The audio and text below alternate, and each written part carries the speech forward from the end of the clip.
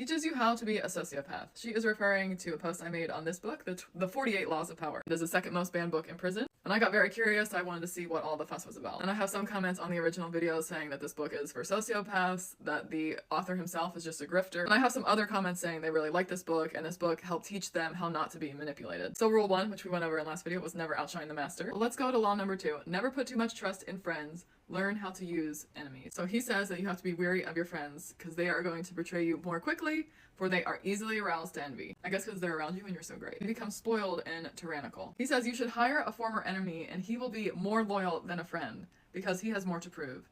In fact, you have more to fear from a friend than from your enemies. And if you have no enemies, find a way to make them. He goes on to give examples of where, people have been betrayed by their friends, and then he always, on the side, I kind of like this, he puts quotes that kind of prove his point, so to speak. This quote here definitely tickled my fancy. Men are more ready to repay an injury than a benefit because gratitude is a burden and revenge a pleasure. I mean, I don't think he's wrong. Friends can certainly betray you and they know just how to do it, but enemies can also betray you and come after you. And if you're going for high profile, very powerful positions, this is probably even more true. And he also argues that you should use enemies to your advantage. He says, without enemies, we grow lazy. It's our enemies challenging us that really sharpen our wits, sharpen our skills, and push us beyond what we think we're capable. So those are rules 1 and 2. What are we thinking about this? Do we like it? Do we think he's a sociopath? What are we thinking?